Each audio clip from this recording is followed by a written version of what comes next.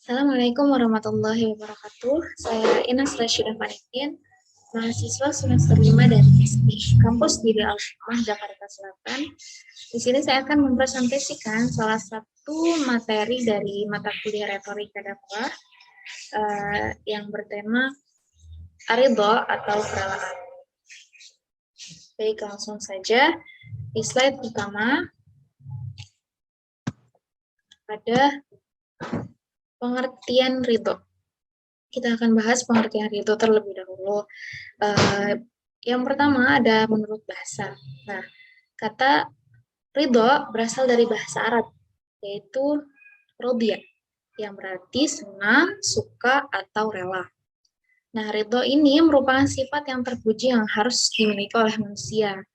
Kita sebagai hamba Allah, tentunya kita sebenarnya harus mempunyai sifat ridho terhadap ketentuan-ketentuan yang Allah beri. Nah, banyak ayat Al-Quran yang menjelaskan bahwa Allah Subhanahu wa Ta'ala ridho terhadap kebaikan hambanya. Nah, yang kedua, yaitu ada menurut definisi. Nah, kita ambil dari Kamus Al-Munawir, artinya senang, suka, atau rela. Dan bisa diartikan ridho atau rela ini adalah nuansa hati kita dalam merespon semua pemberian yang Allah sudah tetapkan untuk kita. Pengertian ridho juga dalam menerima dengan senang segala apa yang diberikan oleh Allah, baik berupa peraturan ataupun qada yang sudah ditentukan oleh Allah. Nah, kalau kita sebagai hamba Allah sudah cinta kepada Allah, kepada Tuhan kita, maka seharusnya kita senantiasa ridho untuk menyikapi ketentuan-ketentuan yang sudah Allah beri. Nah, seperti firman Allah di surat Al-Maidah ayat 119, yang artinya ini adalah suatu hari yang bermanfaat bagi orang-orang yang benar kebenaran mereka. Bagi mereka surga yang di bawahnya mengalir sungai-sungai. Mereka kekal di dalamnya selama-lamanya. Allah ridho terhadapnya, itulah keberuntungan yang paling besar. Nah, selanjutnya, yang Allah kehendaki. Nah, yang Allah kehendaki ada 3 ya. Yang pertama, yang dikehendaki Allah terhadap diri kita, ma'aradahullahu bina. Yang kedua ada yang dikehendaki Allah terhadap alam, atau ma'aradahullahu bil kaun. Nah, yang terakhir ada yang dikehendaki Allah dari diri kita, atau ma'aradahullahu minna. Nah, misalnya nih yang Allah kehendaki. Misalnya Allah menghendaki diri kita besok ini dan itu, baik atau buruk gitu. Nah, sikap kita terhadap ketentuan yang Allah beri untuk kita, besok kita harus ridho menerimanya. Sesungguhnya apa yang dikehendaki Allah terhadap diri kita sudah ditetapkan sejak kita berumur 40 hari di dalam kandungan. Seperti di dalam hadis yang diriwayatkan oleh Ahmad, yang artinya kemudian Allah mengutus malaikat lalu meniupkan ruh dan ditetapkan 4 ketetapan. Apa saja? Yaitu rizkinya, ajalnya, amalnya, dan sengsara atau bahagianya di hidupnya. Nah, selanjutnya ada kita bahas yang pertama dulu. Yang dikehendaki Allah terhadap diri kita, atau ma'aradahullah bina. Nah, poin pertama ada sesuatu yang tidak kita ketahui. Ini bisa dibilang alamul ghaib atau alam gaib. Nah, sesuatu yang tidak ketahui. Maksudnya apa? Apa yang dikehendaki Allah terhadap diri kita, itu sebenarnya kita, tentu saja kita belum nggak tahu. Nah, ini yang tidak kita ketahui ini bisa dibilang alamul ghaib atau alam gaib. Misalnya, besok kita mau pergi ke suatu tempat. Nah, di perjalanan itu kita tidak tahu kita akan menghadapi apa. Apakah selamat dari selamat di perjalanan atau menghadapi kecelakaan. Nah, itu kita tidak tahu. Kan misalnya kita besok atau beberapa waktu ke depan masih diberi umur atau enggak nih sama Allah, masih diberi umur panjang atau enggak. Nah, itu pun kita tidak tahu. Dua hal itu bisa dibilang alamul ghaib atau alam gaib. Nah, intinya segala sesuatu ini itu hanya Allah yang tahu. Pengetahuan Allah memang meliputi segala sesuatu. Seperti di surat Al-An'am ayat 101. Nah, selanjutnya ada qada dan takdir. Nah, qada dan takdir ini semua hal yang berkaitan tentang gaib itu tertuang di dalam qada dan takdir Allah Subhanahu wa taala. Nah, para ulama pun berbeda pendapat dalam mengartikan qada dan takdir. Ada yang bertukaran antara satu ulama dengan ulama yang lainnya. Nah, pengertian qada sendiri yaitu ketentuan Allah sejak zaman azali atau alam belum ada. Sedangkan takdir sendiri yaitu bentuk realisasi dari qada. Misalnya kayak gini. Menurut qada Allah, besok kita bakal dapat rezeki nih, rezeki yang banyak. Nah, setelah besok, setelah momen Allah memberikan rezeki yang banyak itu kepada kita, itulah yang dinamakan takdir gitu.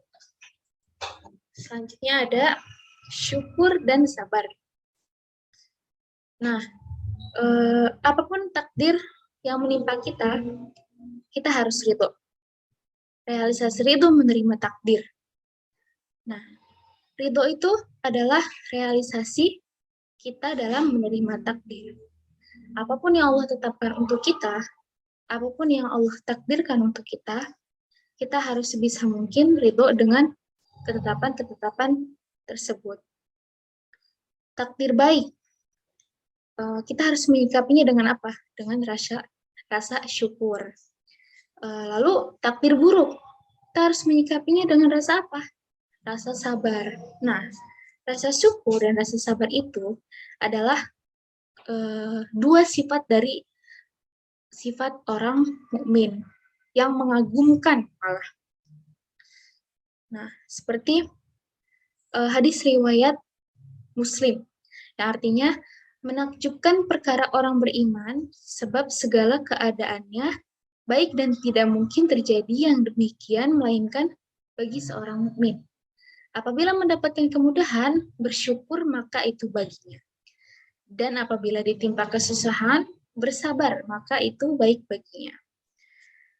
Nah, selanjutnya ada poin Allah tidak ditanya. Maksudnya apa nih Allah tidak ditanya? Maksudnya adalah terhadap qada dan takdir ini kita dilarang keras untuk mempertanyakan kehendak Allah ini, atau bisa dibilang protes akan ketentuan-ketentuan atau ketetapan-ketetapan yang sudah Allah beri kepada kita.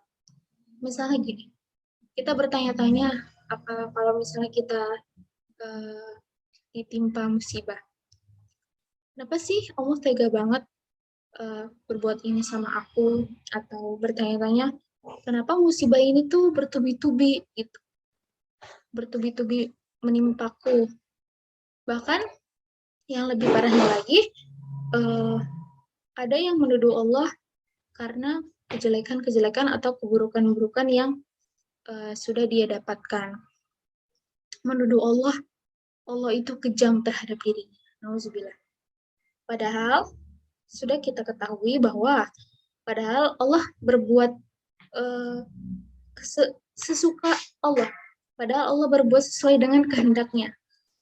Sudah ada di dalam Al-Quran, surat Al-Buruj ayat 16, fa'al lima yurid, yang artinya Maha Kuasa berbuat apa yang dikehendakinya.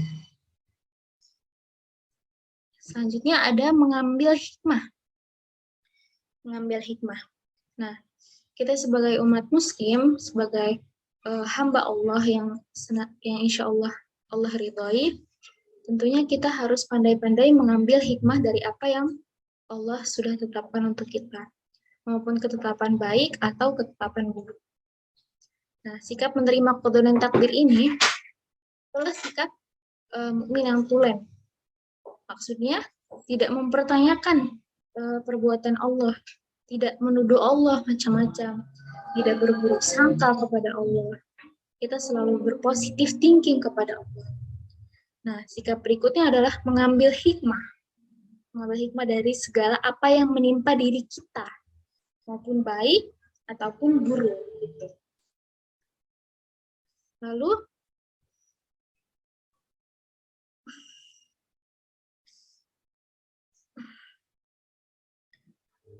Allah telah memberitahu apa rahasia di balik semua musibah, baik atau buruk yang terjadi di bumi, di dalam diri kita. Bahwa semuanya sudah ditulis di Lauhul Mahfuz. Realisasi yang tertulis bagi Allah itu mudah. Tujuan di balik musibah itu sebenarnya agar tidak putus asa terhadap apa yang hilang dan tidak sombong terhadap apa yang diterima. Jadi terkadang Allah memberi kita ujian itu bukan karena Allah itu ingin melihat hambanya susah. Terkadang Allah itu ingin melihat proses hambanya, bagaimana dia itu bangkit dari keterpurukan. Selanjutnya ada poin doa dan takdir. Sering ada pertanyaan, apa perlunya kita berdoa sementara qada dan qadar sudah tertulis? Nah, hal yang perlu diketahui, hal yang mendasar, doa adalah ibadah, atau bisa dibilang doa itu adalah otaknya ibadah. Nah, kedua doa dan usaha itu tidak pernah berpisah. Sedangkan hasil itu adalah Allah. Kita hanya diperintahkan untuk tawakal kepada Allah. Nah, doa juga ada beberapa macam. Ada doa yang langsung dikabulkan, cash. Misalnya minta lulus, ternyata lulus. Ada yang ditangguhkan beberapa lama. Nah, hikmahnya saat dikabulkan, hikmatnya lebih terasa atau tepat pada waktunya. Ada yang diganti dengan menghindarkan dari bencana. Misalnya gini, kita minta rezeki kepada Allah, lalu dikabulkan oleh Allah, diberi rezeki 1 juta. Sedangkan di waktu yang sama, kita ditakdirkan dapat musibah yang biayanya 1 juta pula. Gitu. Jadi logikanya mana yang dipilih? Terhindar dari musibah atau dapat rezeki tapi dapat musibah juga? Nah, kita tidak tahu mana yang baik untuk kita. Tapi Allah lah yang lebih tahu apa yang baik untuk kita. Selanjutnya ada poin yang dikehendaki Allah dari diri kita atau ma'aradallahu minna. Poin pertama, ada apa yang dikehendaki Allah dari diri kita itu sangat jelas. Kebanyakan kita sibuk memikirkan apa yang dikehendaki Allah terhadap kita. Kurang memikirkan apa yang dikehendaki Allah terhadap alam. Dan sangat kurang juga memikirkan apa yang dikehendaki Allah dari diri kita. Padahal yang bina itu perkara yang gaib. Kita tidak mengetahuinya. Gaibnya yang bina itu sebenarnya juga merupakan rahmat Allah. Misalnya gini, bayangkan kalau misalnya kita tahu umur kita 3 bulan lagi atau 4 bulan lagi.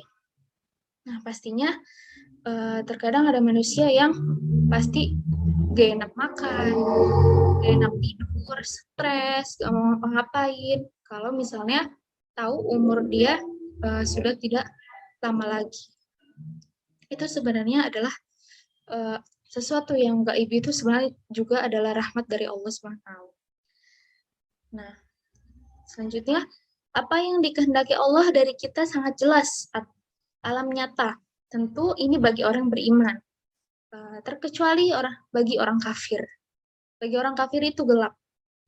Karena orang kafir itu tidak bisa menjawab pertanyaan-pertanyaan mendasar seperti dari mana kita datang, untuk apa kita datang di dunia ini, atau kemana setelah ini kita pergi. Terakhir ada ketentuan syariat. Nah, berbahagialah bagi kita orang muslim, masalah kehendak Allah dari diri kita sangatlah jelas ya. Karena semuanya tertuang dalam ketentuan-ketentuan syariat. Tentunya agama Islam ini mempunyai syariat-syariat tersendiri. Sehingga kita orang muslim bagi penganut agama Islam itu tidak kebingungan. Istilahnya Islam itu mempunyai buku panduannya sendiri. Nah, Allah telah memberikan kepada setiap umat dua hal, syariat dan minhaj atau jalan menegakkan syariat. Ulama pun mampu mengkodifikasi keinginan-keinginan Allah yang berkaitan dengan hukum-hukum amal praktis, yakni fikih. Nah, dalam agama Islam juga ada yang namanya ilmu fikih. Sehingga kita para penganut agama Islam tidak tersesat dalam menjalani kehidupan. Karena sudah ada buku panduan istilahnya atau fikih. Kita juga bebas memilih kita mau mengikuti manhaj mana nih? Kita mau mengikuti pendapat siapa?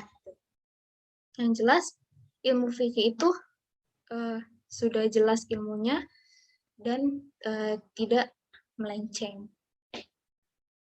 Nah, ulama pun merumuskan dasar-dasar akidah dan akhlak, sehingga kita dapat dengan mudah mempelajari akidah akhlak tersebut. Tentunya juga semuanya berdasarkan dengan Al-Quran dan Sunnah. Yang insya Allah ulama pun merangkum semua ilmu-ilmu itu dengan referensi yang Allah langsung kasih, yaitu Al-Quran dan Sunnah.